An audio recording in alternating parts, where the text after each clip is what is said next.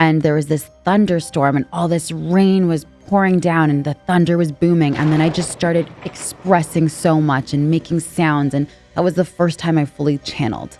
It's really being in that present moment and allowing what's coming through the body, wherever you're at in life, for that archetype to come through. It is like this bubbling, orgasmic, delicious, powerful force of expression. It's a tantric invocation of the divine.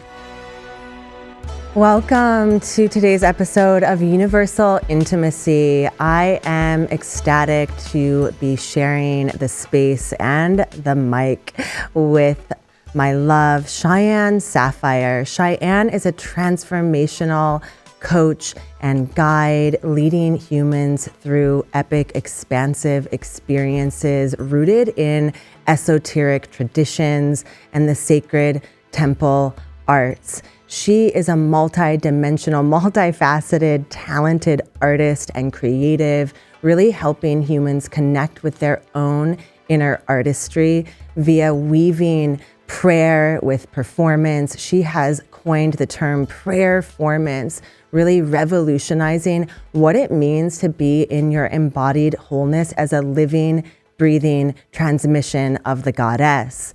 She also practices body prayer, a sacred movement technology rooted in Tantra, and shares these transmissions with her clients across the globe, inspiring, activating, and illuminating audiences to really feel into their bodies and move forth with greater awareness of what is not only not serving them in their highest, but also what is their edge and their capacity to grow. She has her own forms of polarity play, which we're excited to explore here today, to really open up this dialogue of awareness of what can happen when we look beyond our 3D reality and traverse all the realms. She is also a really talented singer and writer. She often does open mic poetry style transmissions and just really represents a modern day artist in its truest form. So thank you to be here today with me. Wow, thank you so much. Really, really appreciate you. And it feels really great to be here. Thank you. Mm-hmm. Yeah. And a few words that I didn't share that really feel resonant in the field is I want to honor you as a true priestess. Thank you. And to be on the priestess path. Thank you. Together. Yeah, likewise. Doing the work. Absolutely. Yeah. And facing the shadows and going inwards and letting that be expressed. I really see that in you as well. Thank you. Yeah. I would love for you to just share in your own transmission what that word means to you and how to kind of decontextualize it for the listeners. To me, a priestess is someone who is connected to the divine in a way where they like really feel it in their day-to-day, and they bring in ritual and practices that help them remember their divinity and also teach others that.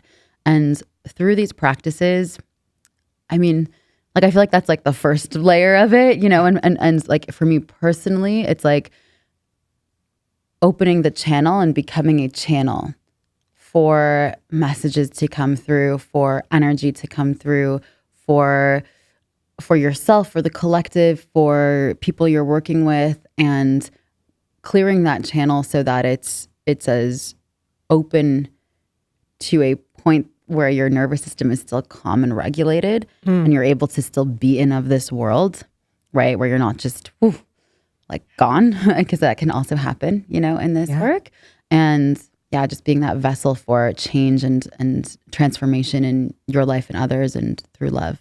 Beautiful. Yeah, I share in that sentiment of just, opening up the channel and becoming that vessel or that bridge between the realms. And, you know, it's not easy, you know, there's a lot that we have to do in our own personal journeys, right? To sort of like clear out ancestral trauma or clunkiness in the DNA to become that channel. And I guess I'm curious in your own journey, like how did you get to that place? Yeah. If you're open to sharing, like clearing your channel. Absolutely. And, you know, when you were just sharing there too, the sentence of those who refuse to numb themselves and go into the muck, the pain, and to let themselves feel. And that is a huge component of clearing the channel and opening the channel. And so for myself, I was lucky to grow up in a household that was very spiritual, where I was doing yoga at 10 years old, learning about meditation, that there's like spirits in the elements and in nature. And I really like, I kept that through teenage years, through university. So I really felt that. And then I always felt like classic, slightly different than people around me, you know? And I felt like even with the way I held myself or the way I engaged in relationships, like I kind of like always felt really like this is a sacred thing, you know? Like even when people would go through phases of doing lots of drugs or drinking lots of alcohol or like having constant one night stands in university, like I didn't do that. I never went through that phase. Okay. I like there were a couple times here and there, of course, where I explored and tried things, but I would feel like literally like, oh my God, this is not okay afterwards.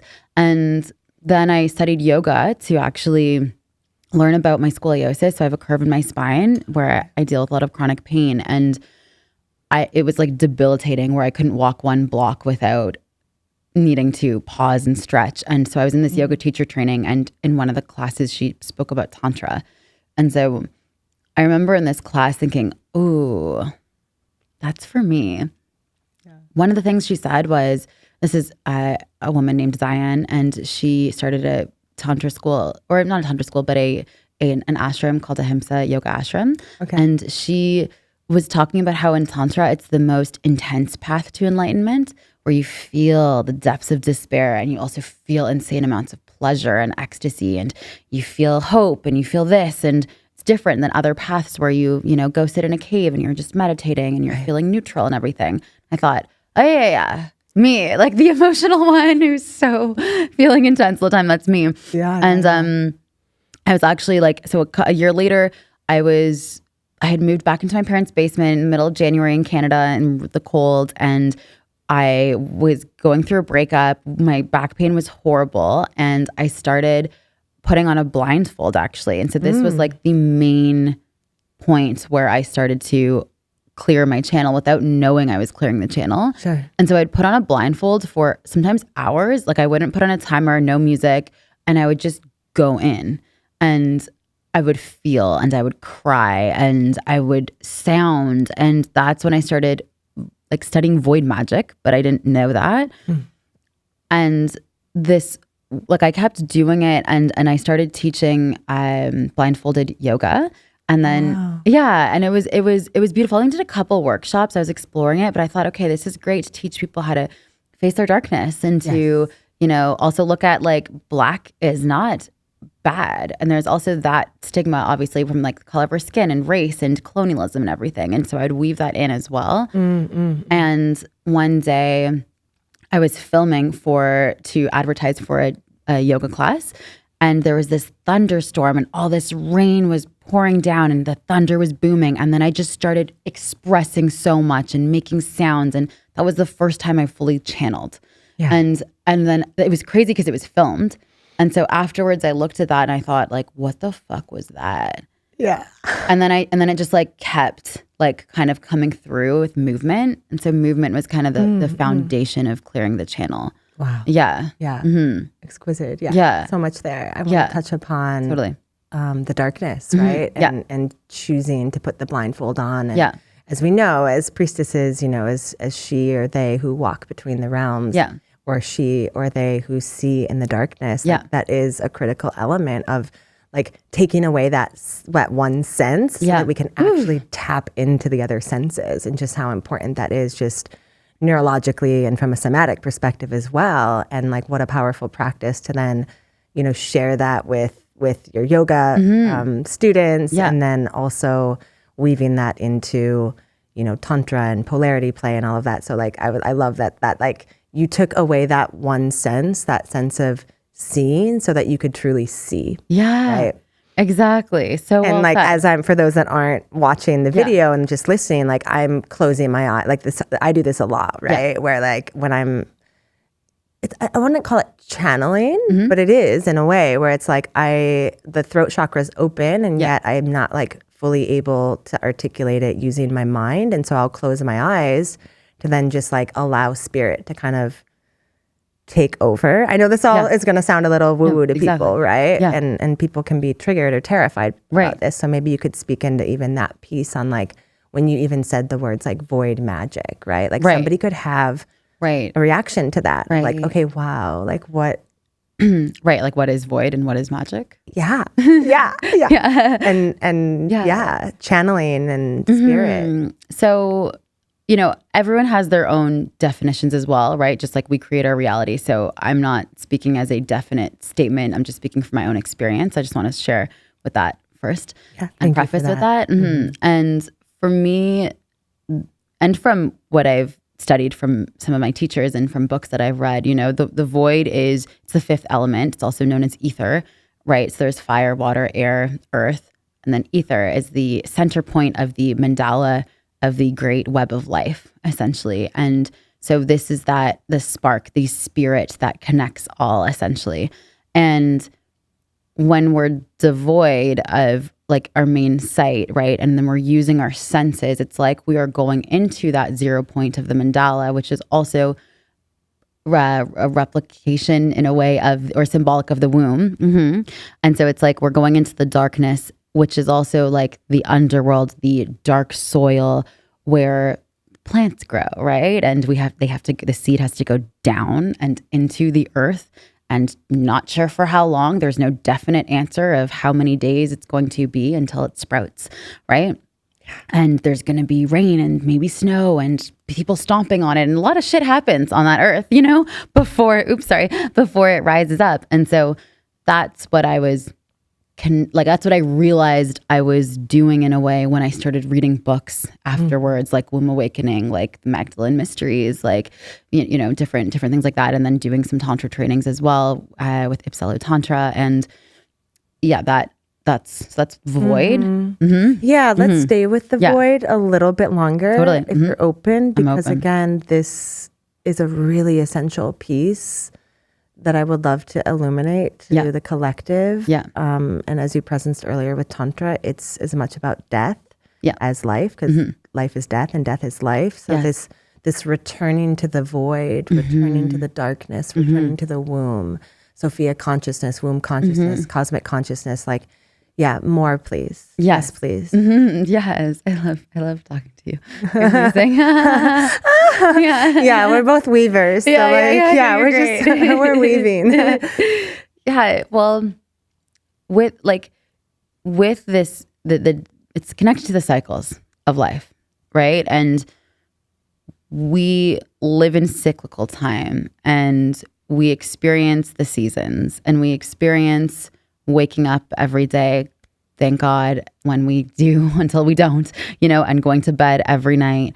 And these are opposites, right, that we are experiencing with the seasons, with the shedding, with the leaves falling, with the winter, the death, the stillness, with the rebirth, morning time, evening time. And this is more the, like, not abstract, but the outer, realm of Tantra, or one of the realms of Tantra, right? In terms of cycles and the earth and night and day, just as it is with our in-breath and exhale.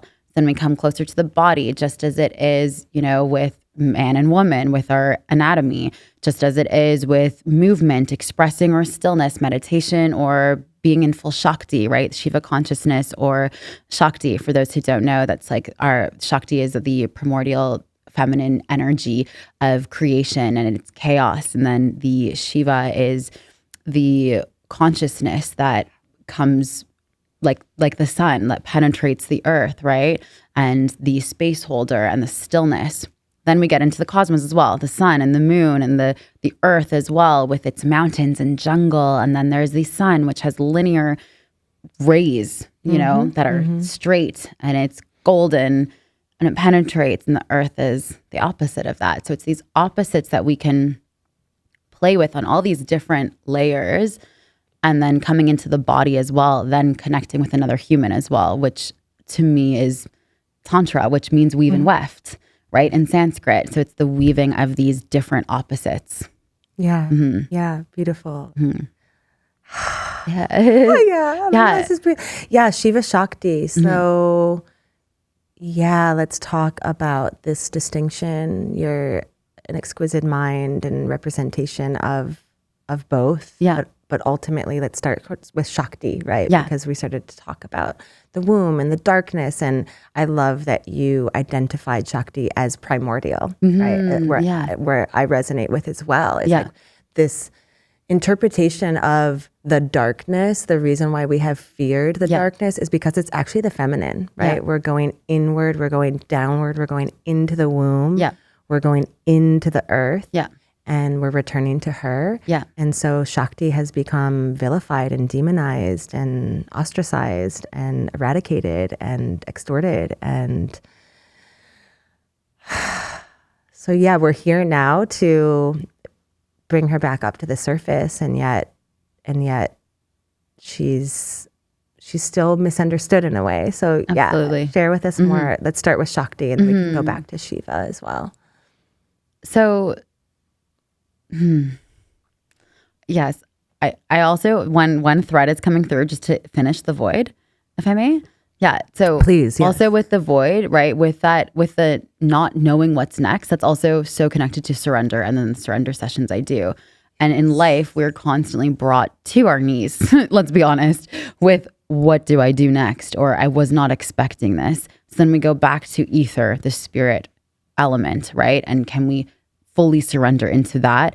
And from that middle point, we have access equally to all the other elements, which then will help us with that next decision, or with what we do next, essentially, or don't do. And with that. That's not an ending, though. At the beginning, we have to talk about surrender sessions. Okay, I know. Unravel them more. Okay. Do you want to talk about that now, or Shakti? Surrender. Okay. Yeah. Surrender cool. sessions. Okay. Yeah. Yes. This is a really exquisite offering that you have. And most humans would look at surrender sessions and say, oh, this is her version of BDSM, right? So please decontextualize that. Absolutely. Or unravel that for us, because it's, you stated it very simply, and yet there's a lot of nuances and complexity to it. Yeah, thank you. Yeah. So with my surrender sessions, they involve a plethora of different modalities that I have learned, as well as some that I have created. And that includes elements of BDSM, shibari, mind-body coaching, kundalini energy work. I have trained in spinal energetics as well. Sometimes I bring that in, but it's mainly the kundalini energy work that I do, and Reiki coaching. Yeah. And also sound instruments as well. I sing, I channel, I do spoken word, movement comes through. So it's just really this ceremony that I've created that involves all these different modalities. And so walk us through this. So so a client, a participant, a journeyer comes to you and they say, I would like to let go of my attachment to my job, or, sort of walk us through the journey that you take them on, and what intentions do people present, and then how do you absolutely take them through that journey? Yeah. So most of the people that I work with, they've actually never explored kink. So it's really interesting. And then they see, some of the videos that I share, and they're very interested because they see these people having really profound releases and experiences of bliss, also rage, releasing tears. They're pretty guttural and visceral experiences. And people come to me wanting to connect more with their bodies, with their power, and of wanting to shed this version of themselves that they feel is peeling away. And they know that they're coming into this next avatar. They're not quite sure exactly what that looks like. Again, connected to the void. And so they're wanting to go into that 0 point and go through that portal into the next version of themselves. That's when they come to me. And so we'd have a call. and I ask them some questions. I, ask them if they studied Tantra before, where they're at, kink, have they been bound? What's their relationship like with being constricted or with shame or their body or their sexuality with their parents? Like I ask a lot of different questions to really understand them to the degree that I can, and understand their psyche and their history and trauma, et cetera. And then in this session, we work with the elements of the submissive and the dominatrix energy, because that also helps someone get into subspace where they are very relaxed, their endorphins are running, and then they are not thinking, right? We want to get people out of their minds and into their body so that we can let the body guide, so that they can begin to listen to their body and hear what it's telling them. Our body is constantly communicating to us. And sometimes that can be scary or intimidating because we don't actually want to listen to what it has to say, because it might say, yeah, quit that job, or break up with them, or why are you still living in this house? And those are our comfort zones, or that's where our money is, or we've done that for 20 years. Or what do you mean? I don't want to have that conversation with that person, and I'm going to keep avoiding it. This is also where dis-ease is created in the body. And we know this, right? There's been many studies about this. When we are not facing our unresolved experiences that we go through in life, right? And then it just lets it fester. Yeah. So with these surrender sessions, we use dominatrix and submissive because I also then in connecting with that more dark feminine energy, right? I like they can't get away without it. You know what I mean? Like they can't like hide it under the rug. It's like I can see the shadow. Exactly. Like what they're hiding or what they're not saying. And so then when we're kind of role playing this, in these archetypes rather, it helps the individual relax more and be more open to what's there. Does that make sense? And then and so then it can be revealed more. And then we work with that medicine and we face it and we go into it. And then I use different elements like things like from ice, sometimes wax play, sometimes there's pain involved, sometimes there's feathers and different sensory objects that awaken the dormant senses, returning back to blindfolded yoga and movement, right? Going into the void. And it's like interesting when we are working with different sensations, especially in different areas of the body that we typically ignore, right? We might notice different memories arising. Like if I'm concentrated on my elbow, which is not a sexy spot, it's not an erogenous zone, it's not anything that we pretty much don't look at, right? But I could be focusing on it even with a leaf or a feather or something. And then for that individual, they might notice, oh my God, they start to shake, or they realize this memory from when they were 10 years old keeps rising. Yeah. And they might share that with me and I go, okay, do you want to go into that? Yes, no, we'll see, And if they say yes, then we go into it. And maybe there's something that's been embedded into the cells here, stored in the body, that then can be released. Right, which is very somatic, right? In that approach of your own attunement and awareness based on what you're witnessing in them, and can I speak frankly? Absolutely. Because I've witnessed you in a session, and you're highly attuned. Thank you. And you seem to do so with, the word that's coming up is like with a level of like a rapidness. Like there's a rapid rate at which you're attuning to not just the client's sensorial awareness, but like every little energy center of the body, of which there are like thousands of nadis, right? Which is really magnificent, right? Because I think most people would be like, okay, you're holding some tension on the right shoulder and like you're really tracking that, and then you're kind of like locked into tracking that, and then you're like, okay, we got to go there. But most practitioners would go there very like slowly and stay there for a long time, and you're tracking and moving very rapidly. Right. Okay, that's an interesting which is magical in that sense. And I think it does come from like the way that you've stacked so many medicines together, right? And the Kundalini energy work and your awareness of like where how all the points are somehow interconnected. It's so hard to try to quantify this into words. We're doing our best. It's like you're doing great. Thank you for that observation. That's I've heard that. So it's interesting. And I know what you mean. So it's like, with the energy work that I do, that also has really, not also, but it's really come from listening. So many people ask me, how did you start doing that? What happened? And it's quite funny because I literally say, I listen.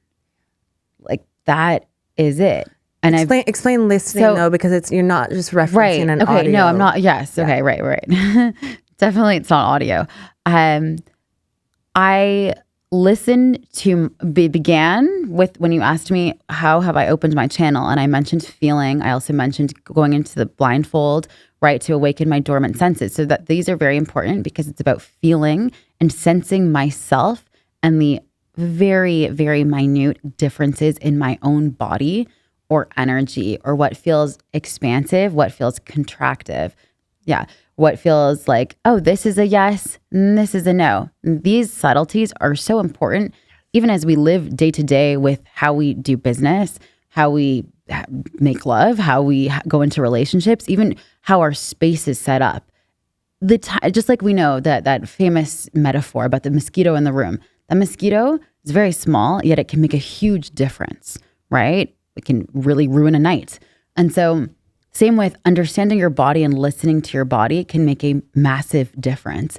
So by listening to myself, I started to become more aware and in tune with my physical, mental, and emotional and spiritual self, like different realms. And then I had a Kundalini awakening. Mm-hmm. And after that, like I was able to see plant spirit sometimes. And I know that sounds weird. And it does sound weird. But it's talking to trees. But I could sense their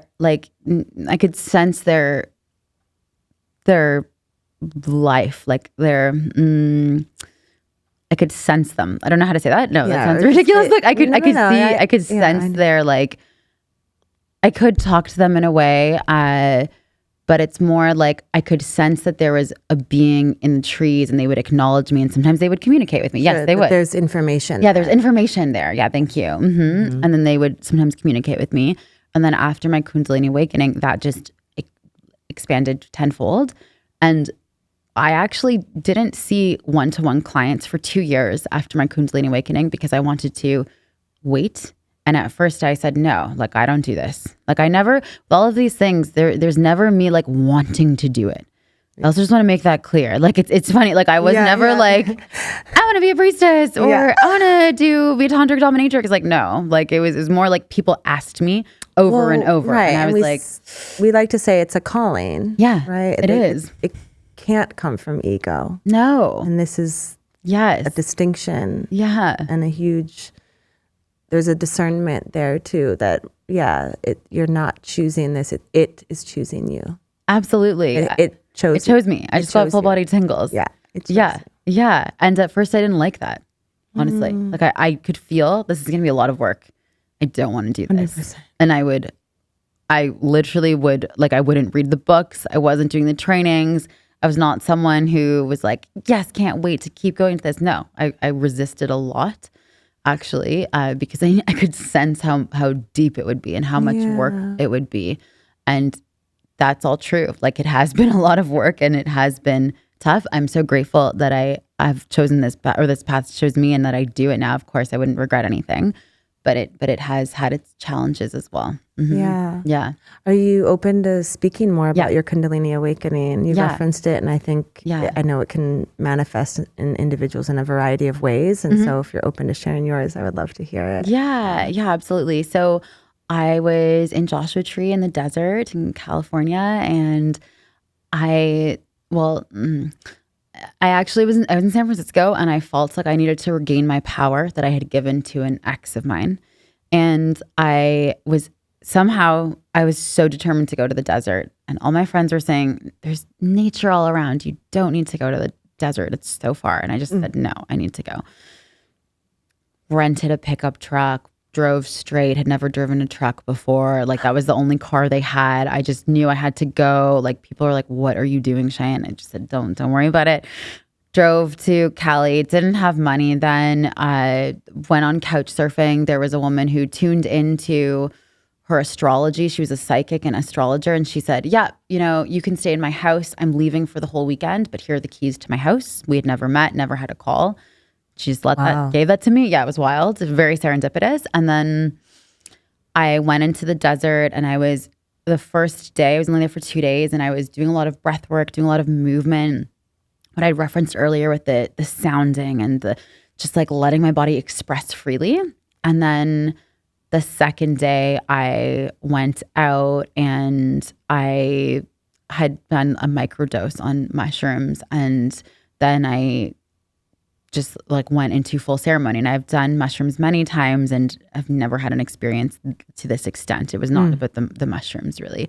And although I'm grateful for them. And I essentially started purging a lot. And so for those who don't know, this was energetic purging. So I was dry heaving a lot. And as I was doing that, I could hear different sentences that I had heard as a child that were limiting and that put me down, whether that was from family or friends or school teachers, etc., or myself, just traumatic moments in my life. And I was purging them out of my system and could feel them kind of like, if anyone's in ayahuasca, you know, when it just moves through your intestines and your body and you feel it like psychic surgery through you.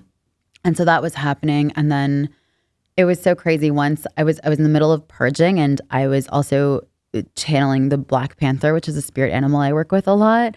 And I was like on my hands and knees, like growling, everything, like really intense purging. And then I immediately stopped, and these 2 men walked by. And they said, "Hey, good afternoon." And I looked at them and said, "Good afternoon, hi." And they keep walking. I swear to God, as soon as they went behind a rock, my whole body started purging again. It's like something new, like we need to keep her safe, right? Act normal for the humans, and then immediately go back into it. And then I felt really compelled to walk in this certain direction. Had no idea. I'm in the middle of the desert, like was way far from my car and everything. And I'm hiking, climbing these rocks. And then I see this huge quartz vein in the rock. And I walked over it, and I just dropped down and then had a Kundalini awakening. So that's where you feel your life force energy, which for most of us lies dormant at the root of our spine. And then it blasts through your chakras and through your central channel called Sushumna, and you feel this, it's like almost like a lightning bolt of energy, and it's orgasmic energy. If you think about it, life force, we all come from sex, right? So our innate sexual life force energy is orgasmic by nature. So I was orgasming for like 45 minutes and moaning, and I only had a couple thoughts. Most of us know when we're having an orgasm, we're not thinking, right? It's called the mini death for a reason in French. And the 2 thoughts I had were, oh, this is like the ecstasy of Saint Teresa, which is a famous sculpture. And it's of this nun who's moaning, being pierced by the angel of God. And I felt this supreme connection with God. And I also thought, if anyone sees me, they're going to put me in an insane asylum. Yeah. And then I would just be back into like this moaning, complete bliss state. Like I felt like I fully understood the universe. And then when it finished, I felt, honestly, like I felt all this energy surging through me. I felt so powerful. And I remember I could see myself and like see in a different dimension, like all of these people. And I was just like fully in my energy and eros. And I would just like show it. And then like these other beings would get the reaction from it and like get the transmission. And I knew like, this is what I'm here on earth to do. Yes. And this is now what I do, essentially. But like then I was not at all, you know, but it was like being in the full expressive energy with my Kundalini is like literally the transmission that I'm here to do. Again, if you're only listening audially, you didn't receive that visual transmission that you just gave, but it's literally, you know, a lot of times you use the term avatar earlier, and like people could envision someone shifting timelines or transitioning into a new avatar. But when you're tapped into Kundalini Ma, Shakti Ma, sacred life force energy, you're almost tapped into a multitude of archetypal resonances. So you're actually connecting to like many different avatars, and they're like spiraling through your body, and then it's like just land into one of them. And so I love that you you landed into like Black Panther for a moment Yes. and like got to feel that, and then like maybe share some of the other archetypes that kind of moved through you. I mean, maybe this priestess from an ancient lineage that was beheaded or burnt at the stake, or for her religion and her 100%. Yeah.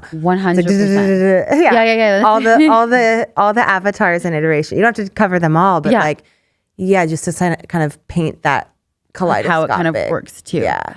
So how I like to describe it is it's like the channel's like a radio station, and you can, for those who can't see, I'm like moving my hand like I'm moving a dial, and so you can shift that dial to different radio stations, right? Yeah. And you'll receive different frequencies. Yeah. So we can have our human one, and this can even go even more minutely into emotions, right? Or like, are you going to be in your glass half full or glass half empty, right? But then we can go into human, we can go into the realm of the fairies, into elves, into angels, into Shakti and Shiva, into the different gods and goddesses from different pantheons that all have similar archetypes, right? Just like Jungian shared in his archetypal work of the collective unconscious, right? And so you can shift that dial, and then you can welcome this frequency into your body.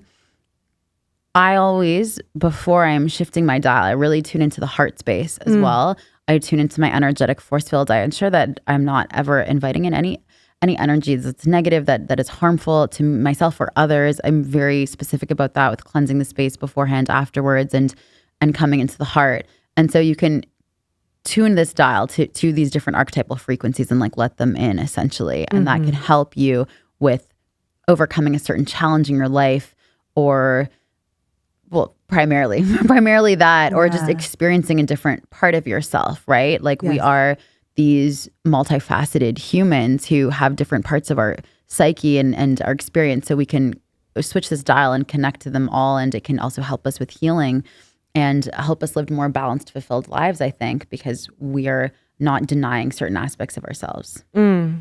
Yeah, so much there. Yeah. And something that just got awakened within me as you were talking is many humans listening could connect it with acting, performing. Yes. So what is the distinction then between, are you just taking on, as we like to say, a certain archetypal resonance, like a role, like, oh, now I'm going to be in my queen role. Now I'm going to be in my slave role. Now I'm going to be in my priestess role. Or is it an actual embodiment of an archetype that is like more of what we referenced before, like opening up to receive what comes through, and doing so with intentionality and prayer or devotion, or like, a ceremony or a ritual that then guides you. So maybe kind of paint that picture of what's the distinction? Like, oh, is everyone in Hollywood doing this and they're just, is it acting, or is it something other than acting?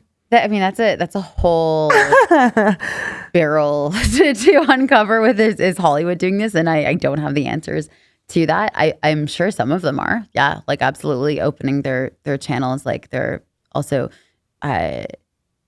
like many people. I don't know. Hollywood as a statement is a huge statement, right? But like some actors, right, are very powerful channels as well, because they are able to let go of their ego, right, and come and let this other form come through them.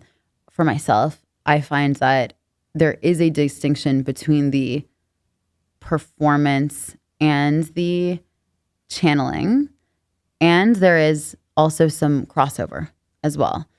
And it's very nuanced, I think. I think with acting, because I'm also a performer, but that's more rehearsed.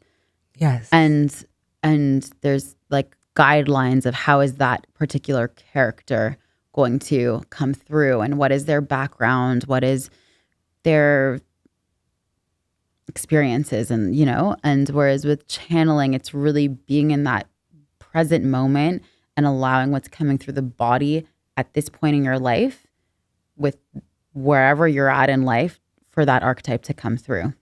Yes. It does. Yeah. To me, it does. And I think that is clear in the sense of it's not rehearsed. There are no lines. There's no script. And I think this is something that could be projected upon you, right? When people are witnessing what you're doing, even if they're just catching a short glimpse of it on our Instagram reel, right? Yeah. They're thinking, oh, because Cheyenne is a really talented performer, Right. you're an amazing artist and Thank dancer, you. a singer, right?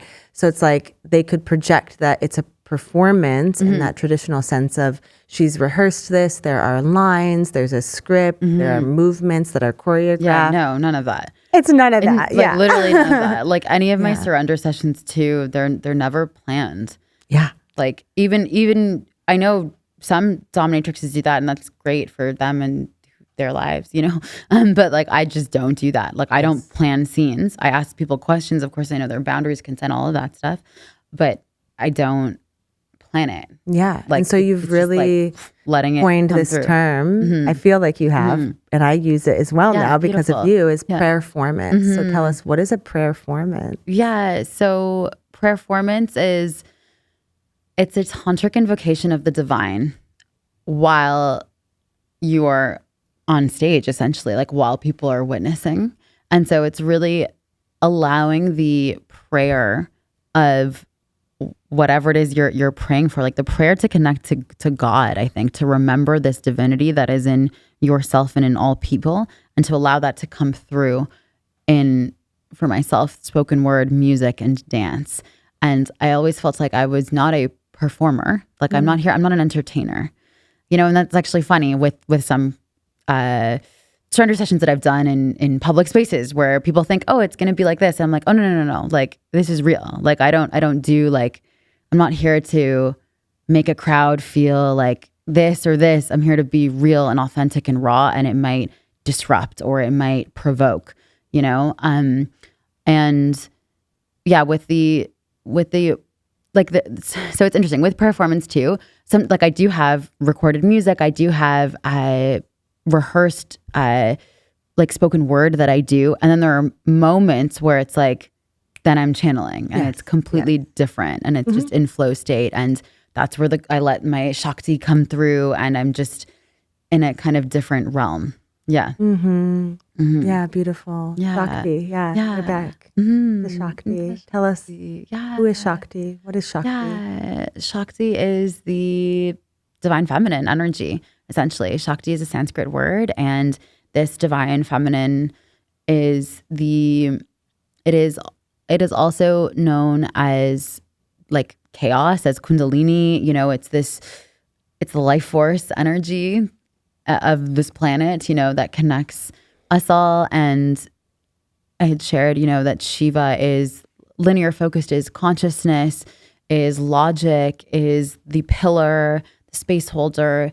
And these two are opposites that make love with one another, that intertwine, that play and dance with each other, right? And so the Shakti, like Shakti Kundalini, right? When we let that through our body. So when I shared I had a Kundalini awakening, when I allow that energy to rise in me, it is like this bubbling, orgasmic, delicious, powerful force of expression, essentially. Like it is the expression, and just letting it express however you're meant to in that moment, and that's usually very wild and chaotic. And going back to the two words you used to describe often your surrender sessions and performances is that you're not there to entertain, but ultimately potentially to disrupt and provoke. And so this energy of Kundalini Ma, Shakti Ma is very disruptive, is very provocative, right? And so yeah, it's challenging sometimes for people to receive that. We get activated by it. Yes. Or we get triggered. I like to say when someone's like triggered by me or intimidated by my work, I'm always like, beautiful. Like, thank you for receiving the activation. Like, right? It's like you're not triggered, you're actually activated. And this activation is medicine for you to feel into like, ooh, there's something here, right? Like, why, right? Yes. Go deeper. See what's underneath that. What is being shown to you in the mirror or in this confrontation or in this poking or this provocation? Yes. Yes. Love this. And also, which happens a lot to women like us, like priestesses, it's like sometimes it's not even like yes, there is the poking as well. And it's also just being in my own energy, and you have a problem about it. I'm not even talking to you. I'm not even like, I'm just like being me over yeah. here. And then it's like, you're triggering me. And I'm like, I didn't say anything to you. Yeah. Right? Like I didn't, like what happened? Right. And this is the space of the feminine that is rising, the Kundalini rising, the divine feminine rising, of taking up more space. Yeah.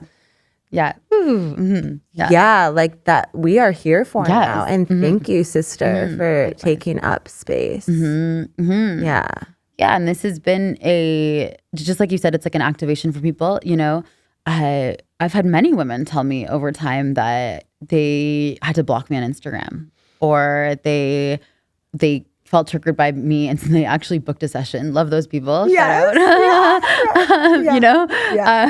But it's like funny, or they're like, oh, like I saw your performance and I thought this about you or whatever. But then I went home and months later I realized, okay, like this is something I need to look at, right? Exactly. I always like to share how I found one of my guides, Layla Martin, was that I was triggered by her, right? Wow, nice. I met her in real life at a Fit for Service container, and she was like on stage in her like sparkly top and cowboy hat.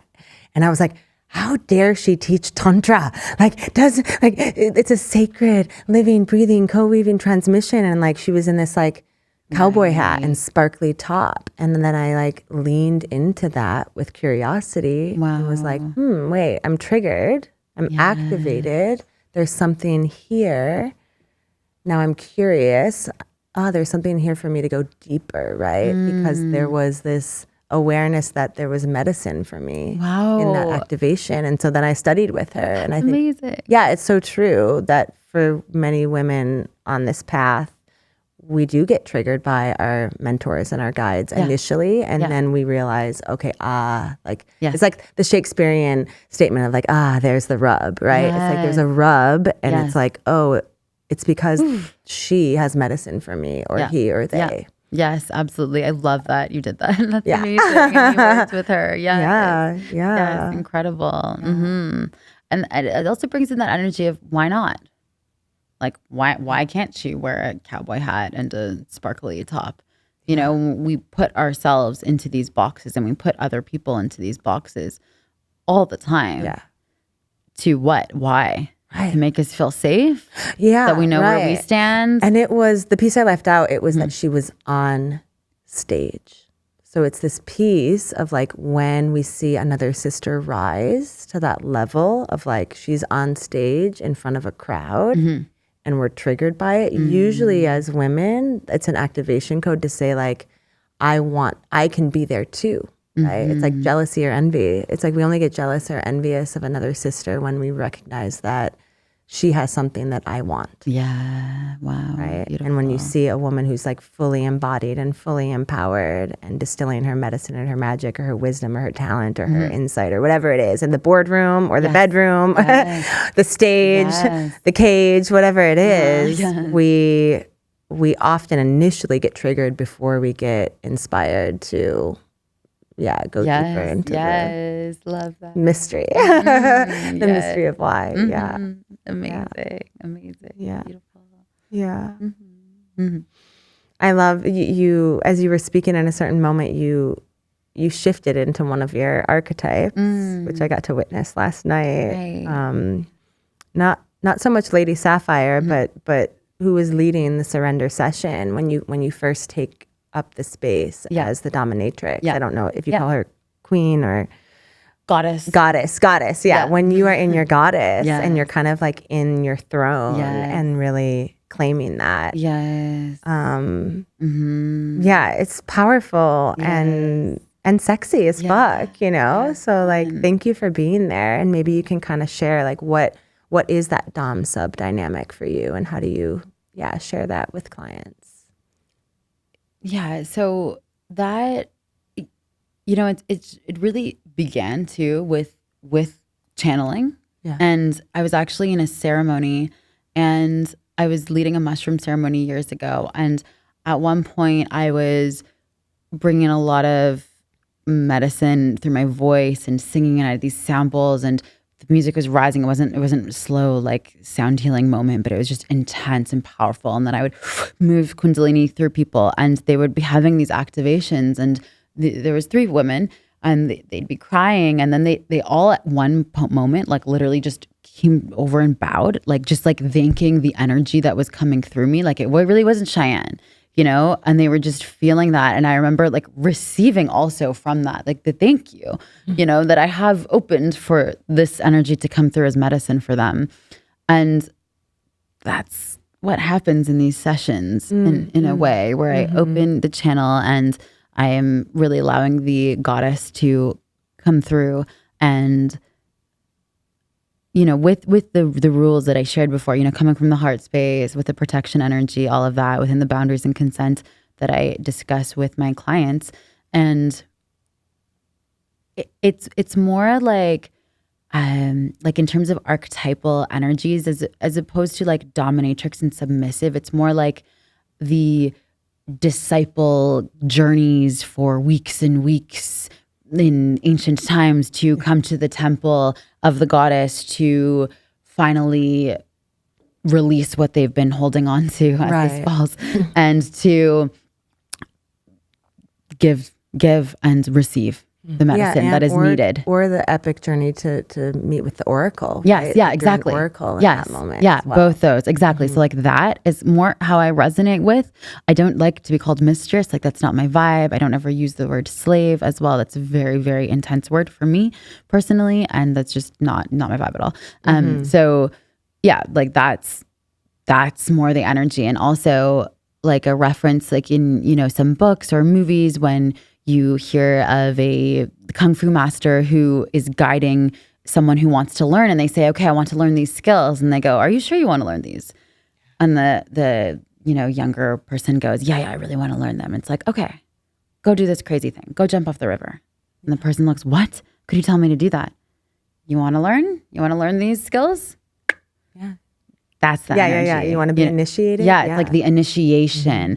And there is trial and error also, in which is replicated through every single culture around the world, is rites of passages, right? That have occurred and typically occur with people at around 13 or 16 years. And in many different tribes, people go through these walkabouts into the jungle or into the desert, et cetera. And they go alone and they go through these trial and errors. And there are guides or the shaman or shawoman or a leader who meets them at the end or who gives them, you have to do these specific things, then you come back as a man or as a woman, or then you are ready for this next stage of your life. Yes. So I'm weaving in those elements. That's more how I resonate than dominatrix submission. Yeah, I'm very similar. If you're open to me sharing. Yeah. Of course, please. As a tantrika, I in all of my sessions I have the journeyer and I am the co-journeyer, right? As the tantrika, as the guide, as the shamanika, right? In that sense of recognizing that not everyone is ready for this medicine. And I'm very similar in my vetting procedure where, I may not be the tantrika for you if you're just looking for this desired end result, or if there's any and all attachment to what that desired end result may look like, feel like, be like, right? It's like if I sense the clinging to the attachment of, I want to have this experience, I'm like, namaste, thank you, I'm not the tantrika for you, right? Because this journey really is about practicing non-attachment. Yes. In that sense of how you shared in the beginning about like really surrendering to the void and the mystery. And it is akin to an ayahuasca journey, right? You're journeying with this medicine of understanding that, you can't carry any expectations or any attachments, is what I like to say, right? From 3D reality of like what this journey or session is going to be like. And I guess for me, and this is, to put this back onto you as a question, it's like, it's been very challenging for me to disseminate this medicine and this messaging and have it be fully received by humanity and where the planet is currently at. Yeah.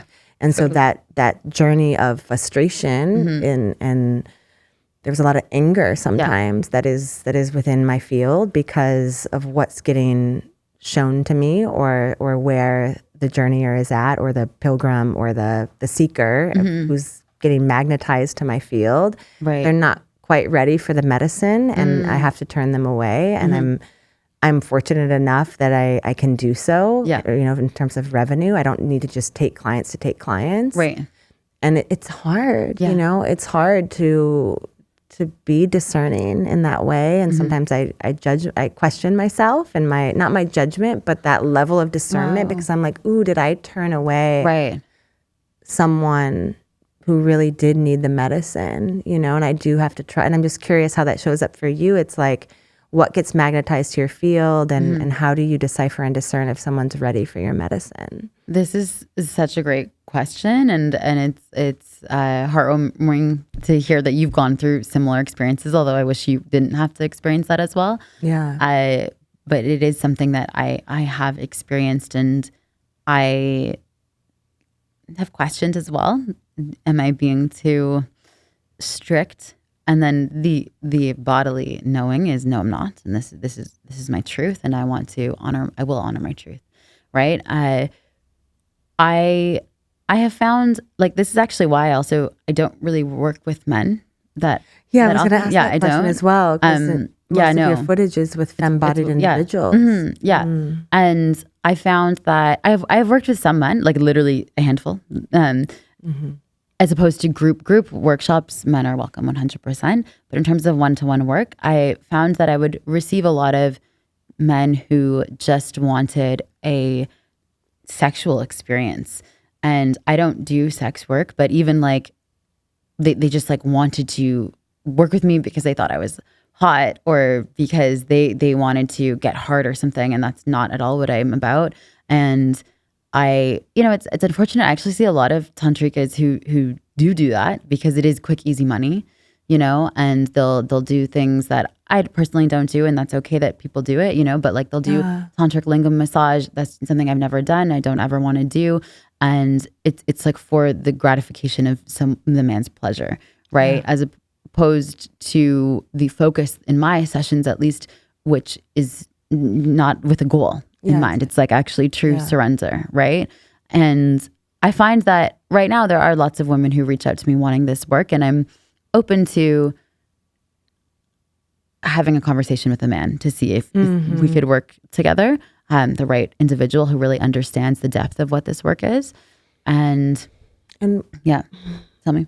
There's a lot here. First, I do tantric lingam massage, so I feel called to represent it in a way that is authentic to the esoteric traditions and the lineage, and it is truly unfortunate that there's so much cultural appropriation and bastardization of the word tantra, as we know, and that's why I bring guests like yourself onto the podcast to really disseminate the good news surrounding what it is about. So I really appreciate that you shared your definition of tantra earlier in this episode, because it's getting bastardized, and unfortunately there are, I'm going to say, young women, and by young I don't necessarily mean how many years they've revolved around the sun, but I mean their maturation from maidenhood into womanhood into crone or wise woman is they're still in the maiden of the seeking and the need for whether it's validation or security or safety via economic energy exchanges. And so they're putting themselves out there, and now they're starting to use the term almost as a marketing tool, and it's really doing a disservice to the field of those of us who are true tantrikas and Eros priestesses, right? And I know you're familiar with some true Eros priestesses as well, so I'm sure they can corroborate this messaging. And so, like, for me in the lingam massage, I mean two things to just note here. One is I'm also a channel in my sessions, and I always have to share this with any prospective client that my work is a fusion of three fields. It's shamanism, somatics, and sacred sexuality. And the reason I lead with shamanism is so they understand what we're speaking into today, that when I'm in a session, I'm not giving you a massage from a technical clinical approach. I'm actually deleting my personality and my ego, right? And returning to the void, and then emptying my vessel and allowing myself to become the channel to allow the divine to move through me to be of service to you and for the highest good for all. Yes. Right? And so that's what's happening in a session. Yeah. And when you're in that frequency, like you said, connected to the heart for the highest good for all. So I'm even holding their children and their wives in my hearts, and I presence that and name it in so beautiful. My intentional drop-in. Yeah. With them, where we talk through intentions, desires, aftercare needs, fears, boundaries, and in in the claiming of the desire, right, they can claim within the lingam massage portion, they can have a desire for an ejaculatory release, a non-ejaculatory release, edging to experience, how to sustain an orgasm or an erection, a full body orgasm. So I give them sort of, you can claim the desire, and are you able to do so practicing non-attachment, right? Because what makes this tantric is non-attachment. We can't be attached to the desired end result or the goal of having an ejaculatory release. So you can claim it as an desire, you just can't be attached. So that's a distinction. And I totally support that. I think that's amazing, right? But it's exactly. You just said it perfectly. Yeah. And so just to finish the thread and just a response, because I know you're like reading my energy and I like it. This is like, thank you for giving me the opportunity to speak into this on my own podcast, because I haven't yet. And it's like so important to disseminate this messaging for the collective. So thank you for this opportunity to articulate this. So and then in the journey of the lingam massage, I'm also really evoking, the ancient temple arts related to that relationship between the priestess and the warrior. So for most of my clients, I take them through a ritual-based immersive practice before we go onto the mat, where they drop into their warrior archetype, because there's a warrior alive in all of us, right? Absolutely. Man or woman or they, them. It's like we're all these modern day warriors fighting a battle internally and externally. And so I give them this opportunity to feel into how throughout the course of history and humanity, there was always the warrior who went to battle to protect his land and his people. I'm going to say his to use the masculine archetype, but it could be her, they too. And that's a very like heart frequency of like, I am going to battle because I love something so deeply. I love my land. I love my wife. I love my children. I love my community. I love my village. I love my people. So that's what's at the root of all warrior ethos.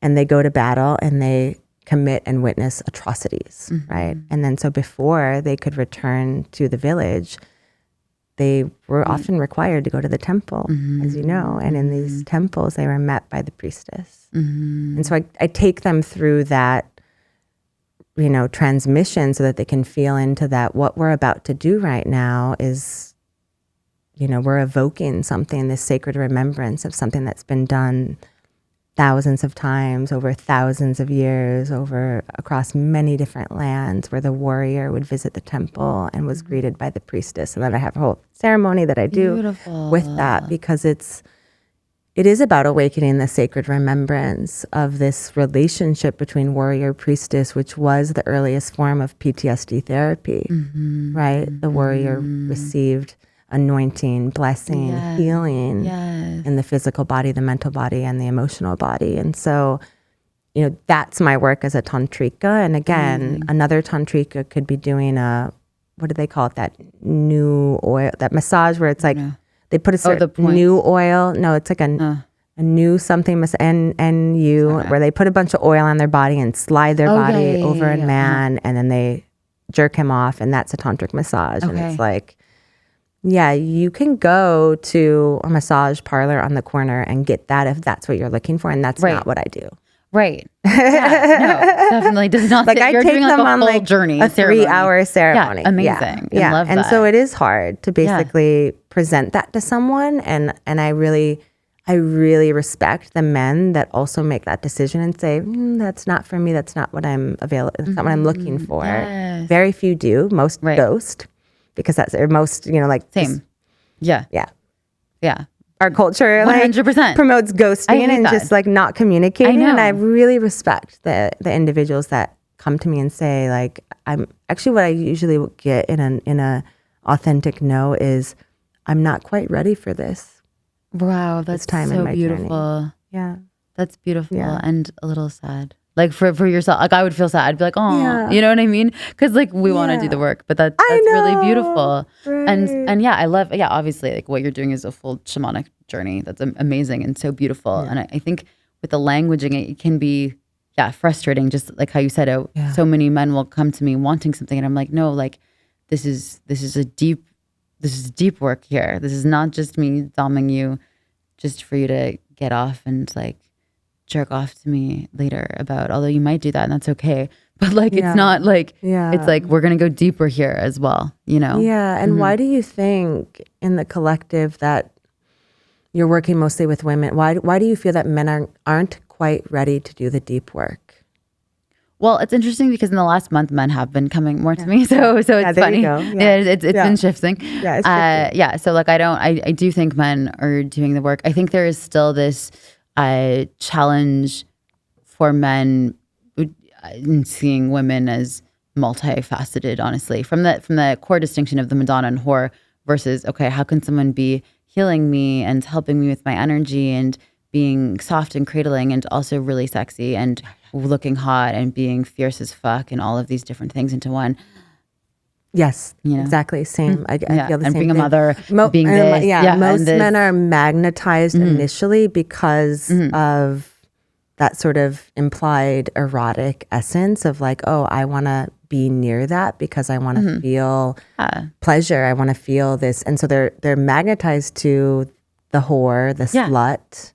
Which is fine. Which is, we honor that. We celebrate that, I'm right? okay with it, yeah. And when we get to show up as the multi-archetypal resonance of the divine feminine, what I find is what most men truly need is the mother. Yeah. Beautiful. They think they want the hand job and they really just need to be held. Yes, 100%.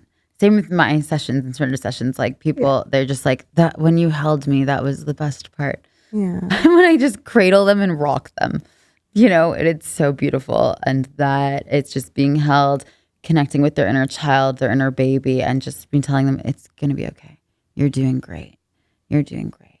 And that's the best part, I know, right? Yeah. Yeah. It's so sweet to do that. Return to the mother. Yeah. Yes. Thank you for being a mother to so many. Yeah. Feel that in you. See that. Yeah. Yeah. Thank you. Thanks also for sharing what you just said. It's really great to hear that. And I'm glad people will know more about you and what you.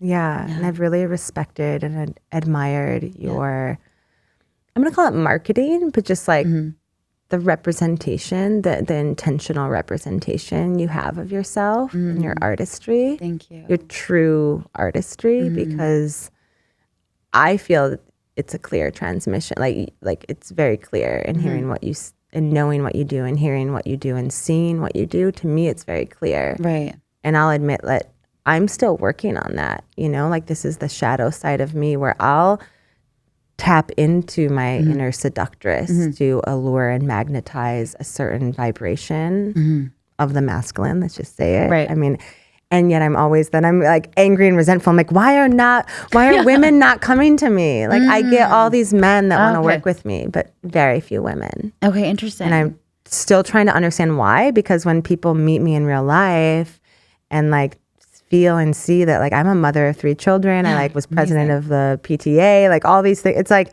no one senses that from my Instagram profile, right? And so it's like, how can I more accurately represent myself in a way that doesn't then like destabilize the nature of being a tantrika? But it's what you presenced earlier, right? Like, why does humanity have such a hard time holding the Madonna and the whore together? Well, because of religious programming, I think. Yeah. Like as just a blanket statement. Tell us more. Yeah, like I think that's it. Why? I think that's it. I mean, literally, a sister said to me, a mom friend of mine, I was friends with her mostly because our kids went to school together, and we had a coffee date fairly recently, and she was like, I do love what you're doing.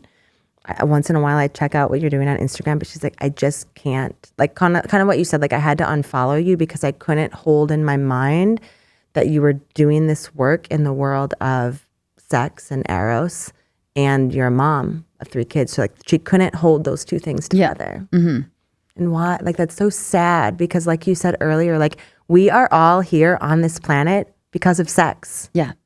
Like why is sex still in the shadows? I know, it's crazy. And then it's frustrating because I feel like I tried to be so careful, and sometimes I'm like, I don't want to be careful. Like I don't, I also, but it's like, these things that I think of, and it can be frustrating. Why? What do you try to be careful about?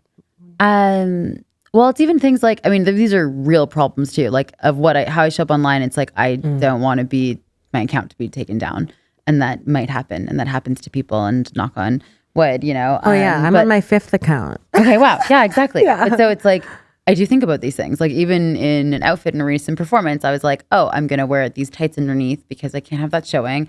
You need to wear nipple covers. Can't have that showing.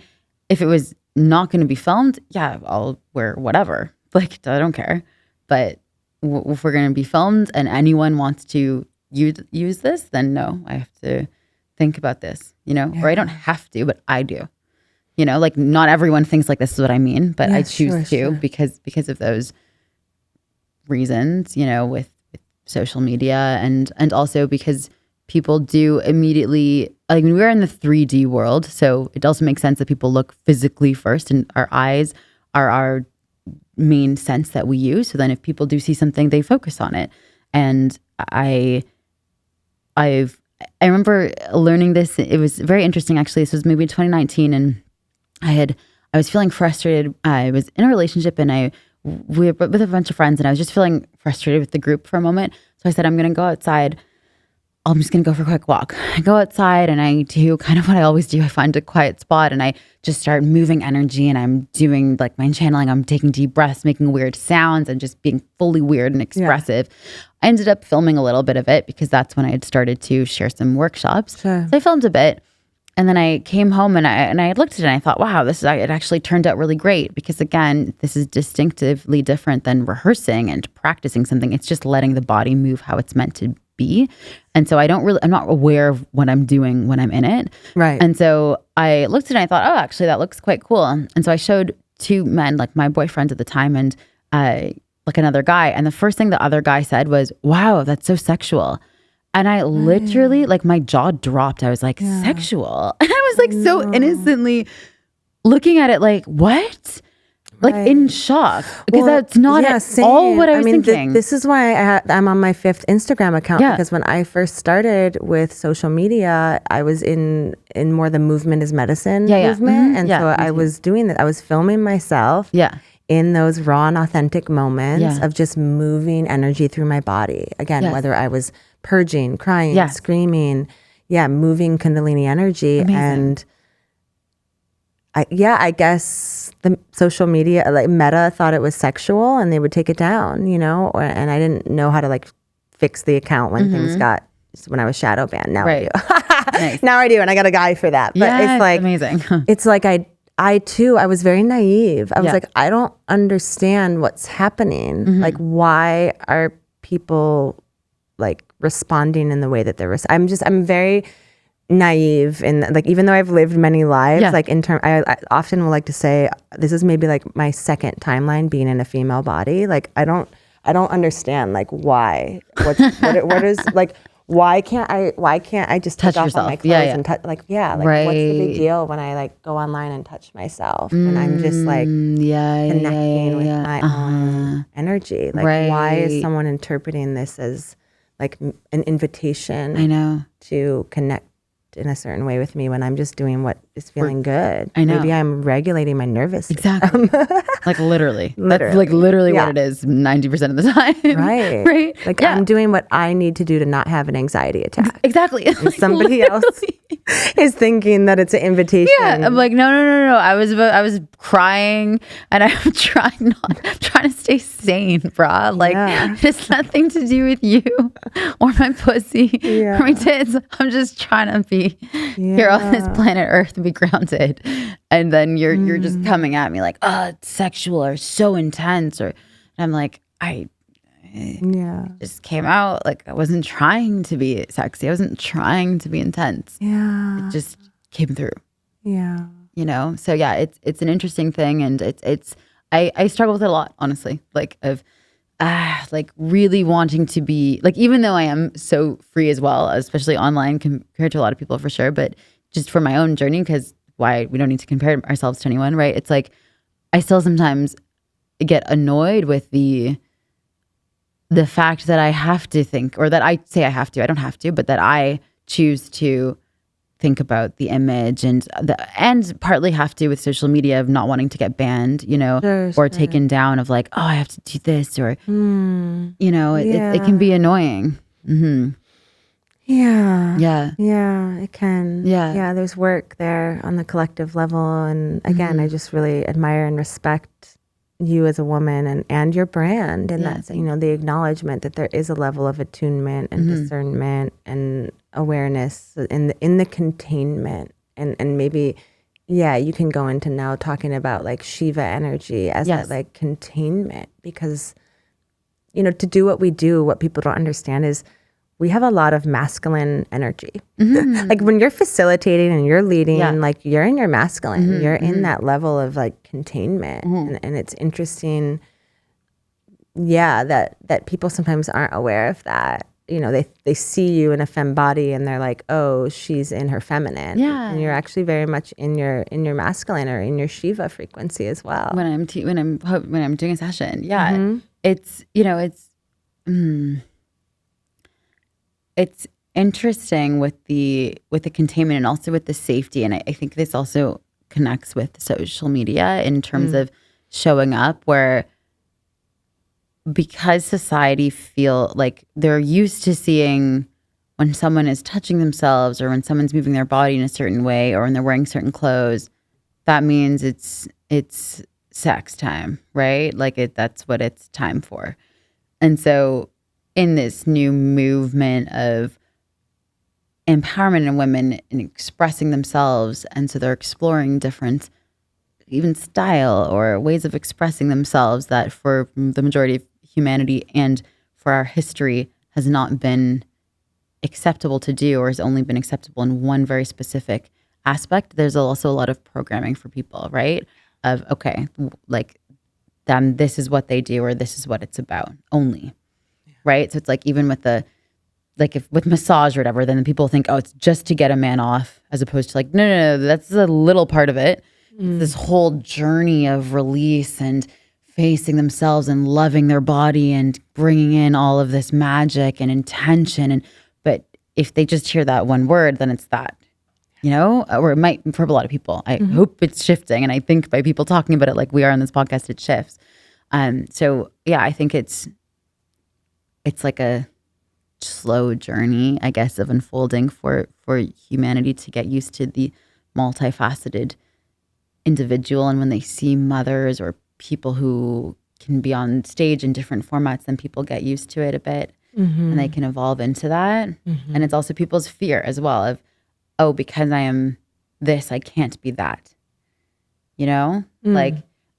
like because I'm a Tantric guy, I can't be a comedian, or because I'm a mother, I can't be a sex worker, I can't be a dominatrix, or all of these things. And it's deeply embedded into us, and it is starting to unravel, thankfully, at least in the Western world, and we live in relatively safe places, and we can do this, but I think it takes time as well. And with Shiva energy, the like holding the pillar, so think about a pillar in a room or in a home or building, right? It's holding up the structure of the entire place. Multiple pillars are.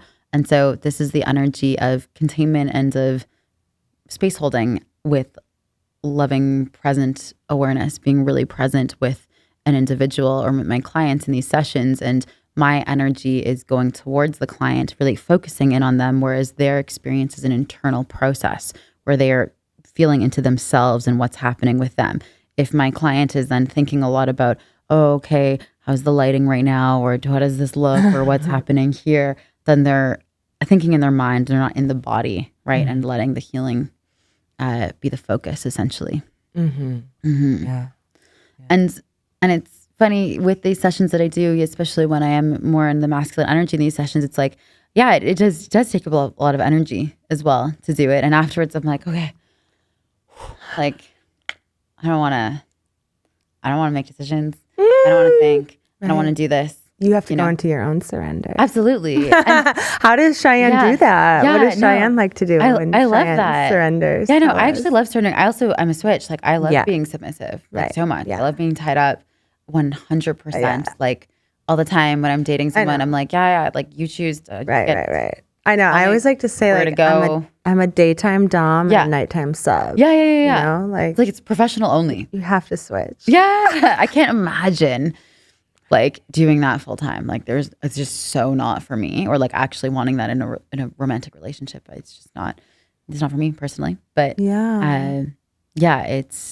it's I mean, how do I relax afterwards? Like I'll have tea, I get really cozy, I snuggle up after the aftercare with the client as well. And I sometimes like watch comedy, or, you know, if I'm seeing someone, I'll be with them or calling them, or just like jokes and like light, fun things, you know, light, fun, happy music, reggae, warm, grounding food, things like that. And I like to,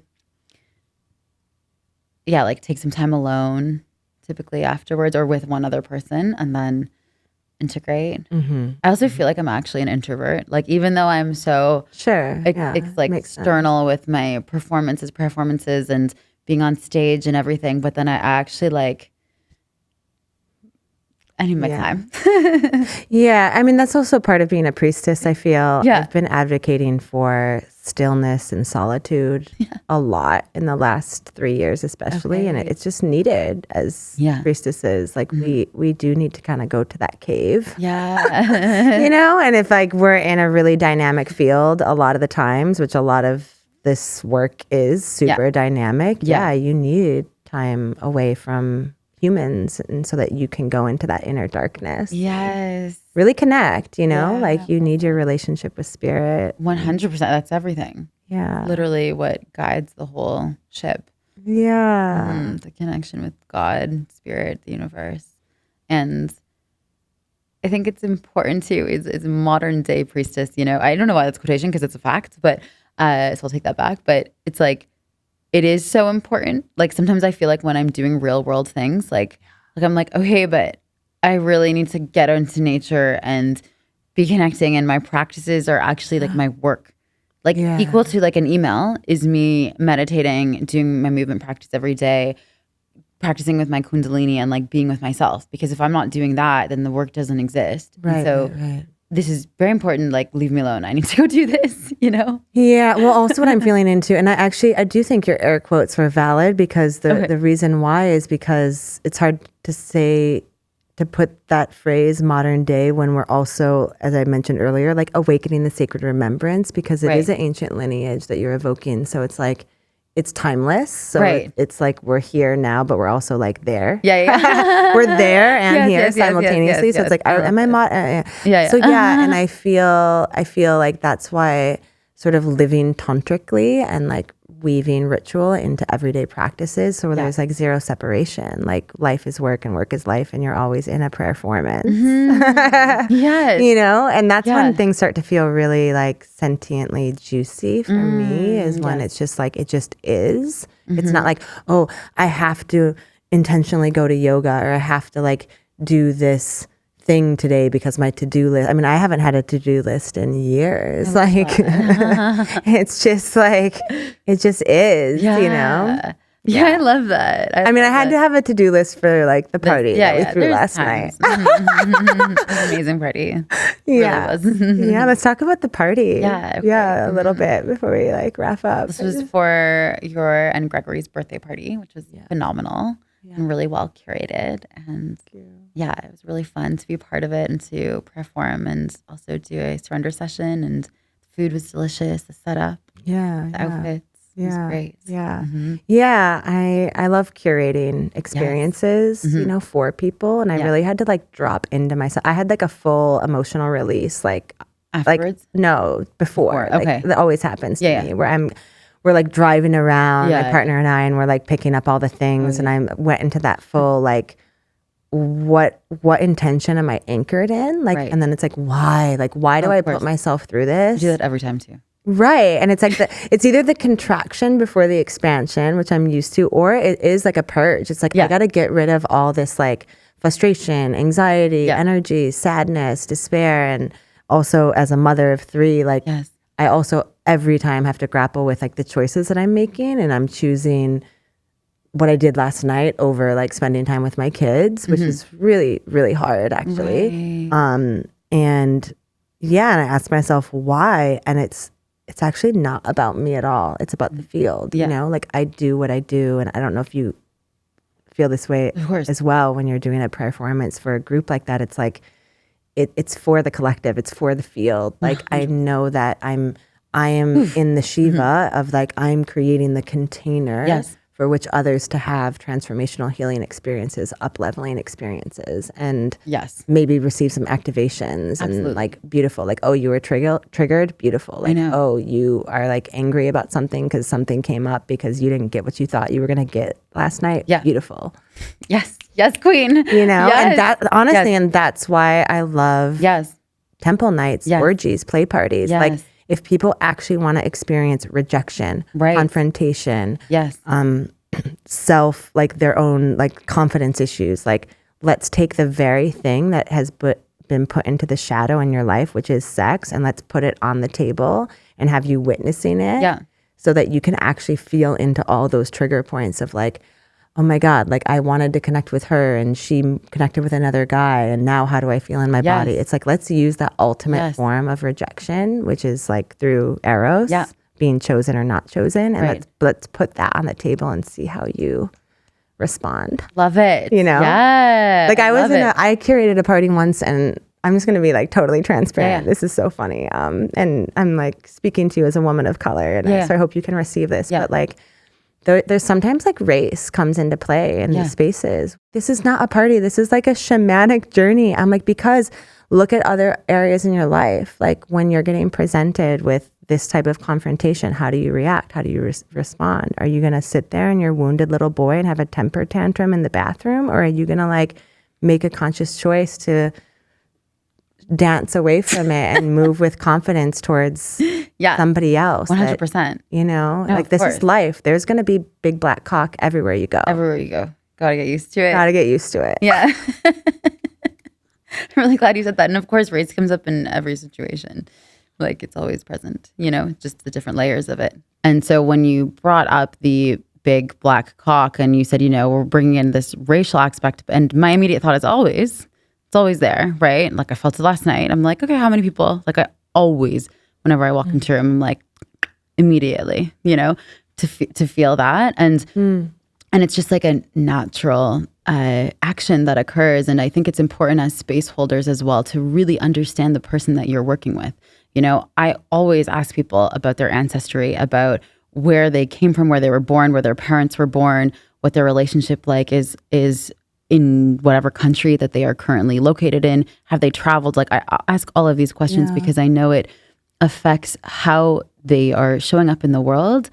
A lot of the time, of course, people can transform and shift into, right, like the avatars that they may be, but it's important. And with the work that I do, I'm doing a lot of deep purging, right? That doesn't just come from childhood trauma or trauma in the past few years, but that comes from ancestral trauma, past life trauma, also the collective trauma.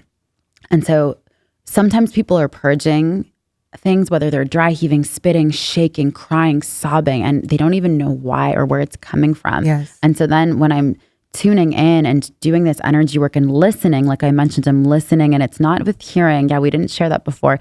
It's just like this sense. It's like the sixth sense, essentially, where I can hear stuff that's going on in someone's body. And then I go, okay, wait, is there something here about 1600s and this war?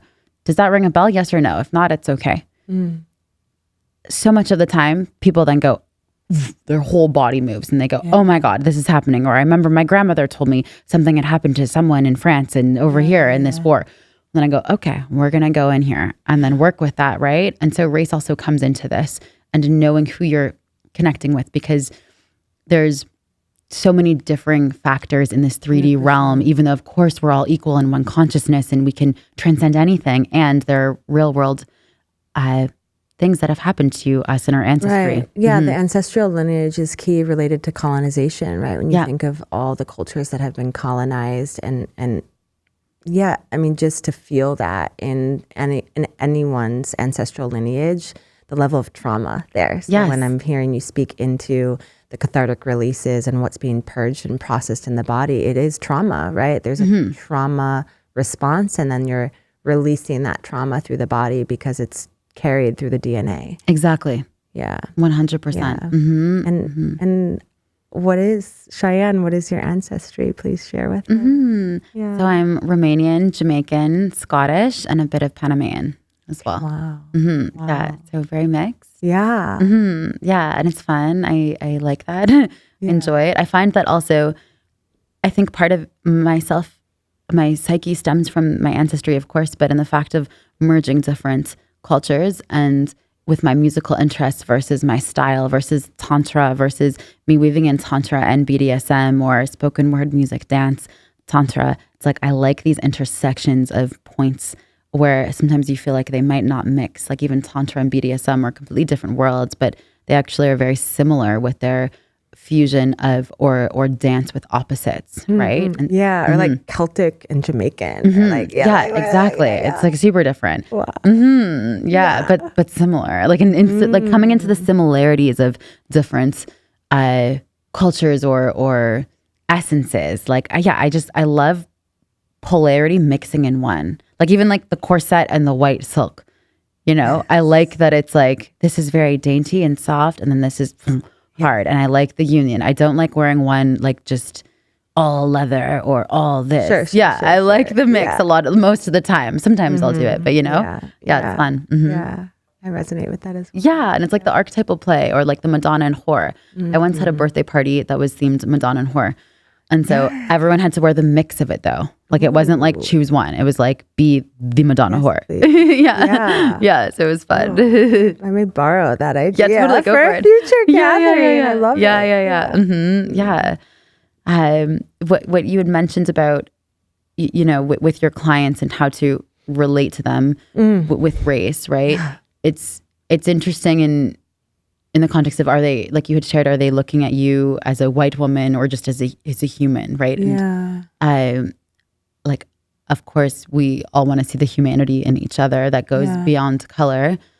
And I find that acknowledging the race and color is also very disarmoring, actually. Yes. Like it can help, and as a woman of color, I actually feel more relaxed when a white person will say like, oh yeah, I'm acknowledging that this big difference is here. You know what I mean? And then I go, okay, like they're not just completely ignoring this. They're with me. They understand that there's some differences, or, because so much of the time in a lot of white spaces that I occupy, because of the work that I do, they tend to be, there's not a lot of people of color in them yet, as popular as with white people. It's like I notice these differences a lot, and so then I feel more relaxed when like a white person acknowledges it well, or acknowledges in a group women's circle, for example, too, like, okay, yes, we can heal this and we can feel self-love, and can we acknowledge that it's different for certain people, and it's not to be like, for you it's hard, and for us it's easy. You know what I mean? It's not that at all, because it's not, and it's all nuanced, and it's all relative of how we process certain experiences in life, right? But just to acknowledge that there are differences, right? To name it, to name it, to tame it, to name it, to just like bring it to the table, to have a seat at the table instead of like overlooking it, or which I think a lot of people in these spaces, in Tantra spaces, in feminine coaching, don't talk about it. And it's actually frustrating. And it feels like you're calling yourself a tantrika who is about the polarity and who discusses the underworld, yet you're not looking at this very deep shadow that is embedded into everyone's psyche. Yeah. Why? Why not? You preaching the underworld, you're telling people shadow worker. I'm like, okay, to what extent? We all have different extents, and that's okay as well. But I think it's important to be able to do that work.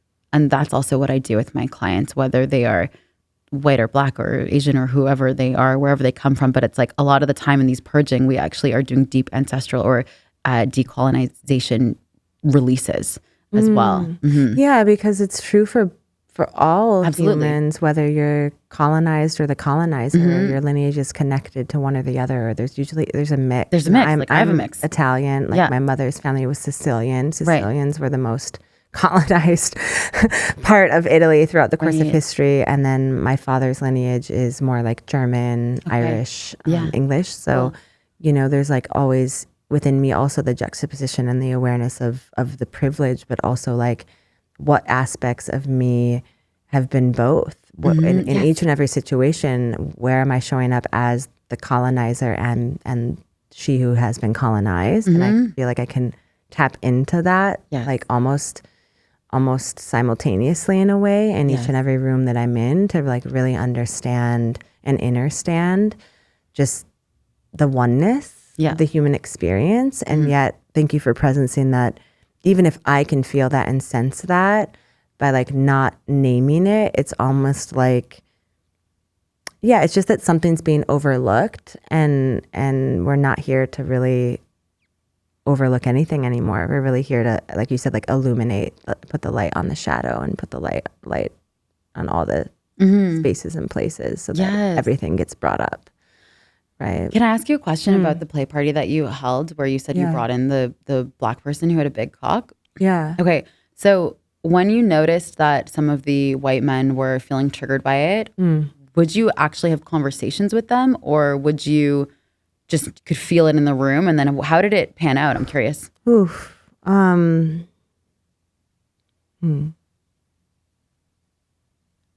There's some personal context here that, am I open to sharing?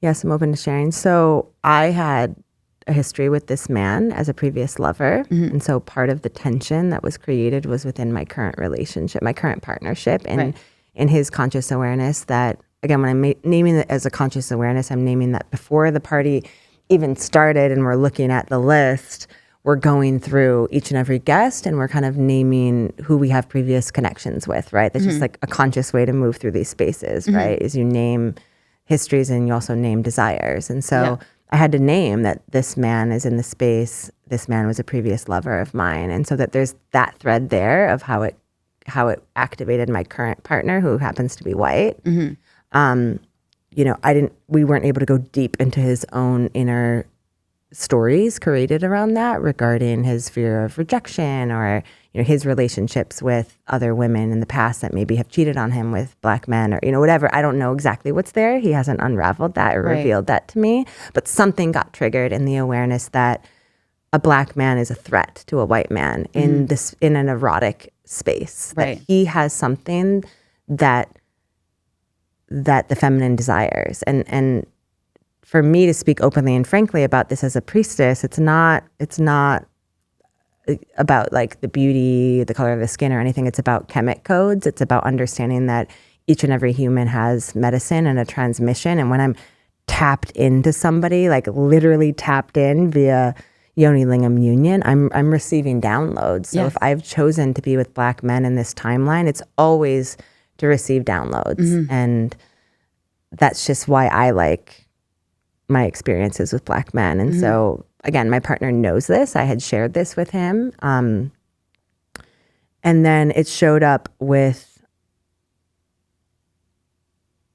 I'm trying to feel into it. Did I have an awareness of it in real time in the space? Probably, maybe. Do I feel that it's like it was something that needed attention or awareness in real time? No. There was no energetic misalignment. There was no ruckus. There was no temper tantrum throwing by anyone. It was the day after that we were sitting and having coffee, and a white man shared his experience and how he was trying to connect with a woman, and then this Black man came in and kind of outperformed in a way, and kind of he had to then like roll off of that experience and into another one. And he was again, he's done work in Tantras, and like we have a practice called Latihan, right? So it's like akin to Latihan, where you're like in a moment, in a connection with some being, and then you just drift away and maybe connect with another, and there's no feeling of like why was I rejected. It's just life. It's the way life moves through us. We're in something and then we're not in something. So he was able to see in that moment that he was in something, and he consciously chose then, this is no longer for me, this threesome, this group thing. So I'm going to move away from it, and I'm going to move into something else. And the something else that he moved towards and into was way better than the thing that he was in. And so he was able to see that and through the temple night, through the orgy experience, as a metaphor for his conscious reality. It's like in each and every moment we're choosing to be in something, and if it's no longer serving us, can we then just move away from it with grace, right? I don't know if that answered your question, but it, yeah, beautiful. I think these are the things that we need to talk about, like as a whole, and as tantrikas, and in spaces like this, I think it's important. Because I'm sure other people feel it as well. Yeah, I mean, in the thing specific to the play party temple space and orgies, I also feel something to name is just as beautiful, sensual women often feel objectified and preyed upon, I do feel that Black men also can feel objectified and preyed upon. Definitely. in these containers. And I know it's something that I'm really attuned and sensitive to. Yes. Of like, just because he has this physique and he has this cock doesn't mean that you can then just use it and dispose of it. Yes. So like, I don't know. Do you know what I'm getting at? No, kind I've of? heard this from several of my Black male friends. And and it as well that they've experienced this. Yeah, it hurts my heart that there's like an objectification or a projection put upon Black men. Yes. In these erotic spaces. Yes, 100%. Yeah. Yeah. But talking about it helps, I think, and bringing that awareness to people. And I think in group settings and workshops, I hope it's discussed more. I think that's really powerful. I also really appreciated that you did hire me for this, and you said like, yeah, no, we want the real raw thing. And I remember thinking like, okay, damn, like they're asking for it. Okay, it's going to be real. Because as I shared too, like I'm not here to make a fun, cute, sexy performance. Like that's not what I do for the surrender sessions. Rather, I do, they're sexy, and I do bring sensuality into my performances as well. But it's not just like, going to be this like fun, cute. We just did this, and then right. No. Like you said, you're not an entertainer, and and I told you like you're a sacred disruptor. Yeah, and thank you for bringing that. Yeah, for like my birthday, and I hope Gregory feels this way as well. It's like we want to activate people. We want people to feel something. Yes. And I'm getting tingles again. I'm so grateful that you felt that, through the internet 100%. As well, and I'm so excited to hopefully work with you again and see how we can create more. And it's just it's beautiful to be seen in that as well, because I've also been invited to spaces where they're like, keep it like this. And I've had to stand up for myself, at times and say, no. Like once I was directing a ritual theater, and I had to tell someone like, you hired me for a reason. I'm not doing that. It's going to be this, and it's going to be intense, or like find something else. Yeah. And they were like, okay, and it was a situation where it was like, there was a bunch of multimillionaires, and I wanted to bring mud involved into it to get them dirty, and this ritual of the elements outside. And they were like, they might be wearing nice clothes. Like we can't get them dirty. I was like, we can I don't care. They're also rich. They can buy new ones. But I also am into my fashion. So we can tell them, we can warn them, say like, for this, wear clothes you can get ruined. Like easy, simple sentence. And, at first they're like, don't know. Like maybe they could look at the mud, or just like, absolutely not. Like, no, we must return them to the primordial existence. Exactly. It's primal. Yeah. Yes, I'm like, no. We're getting there. Yeah. Yes, I love you. Yeah. So much here, so much more. Like how, what are you birthing? What are you offering to humanity and this planet now? How can folks stay connected to you? What offerings do you have? Yeah, absolutely. So for these surrender sessions, and you can book them. I travel. You can also come to me wherever I am, but currently based in Toronto, Canada. And I also create and collaborate with ritual theater and with like interactive, immersive performances. I've recently started doing a series called the Sapphire Code, where you can witness a surrender session in person, and then there's Prayerformance as well, and different activations with musicians and such. I also do Tantra coaching online as well. That's for men and women, and I do 3-month containers and longer. If you're wanting to activate your Kundalini and step into your empowered expression and authenticity. Beautiful. Yeah. And something's coming up within me. Yeah, tell me. Do you work with couples? Yes. Yeah, I actually love working with couples and showing them how they can also play even with Tantric BDSM as well. It's really fun to teach people different ways that they can explore, connect in more spicy or even more deep heart-centered ways. Yeah. Thank you so much for all of that, all the amazing work that you're doing and what you're offering to the collective now. And thank you. It's really inspiring, and yeah, that's why I reached out to you, just because I feel there's this is needed right now. Like, you are needed. Thank you so much. Yes, you too. I so appreciate you. Yeah. Thank you. Thank you, babe. You're amazing. Thank you.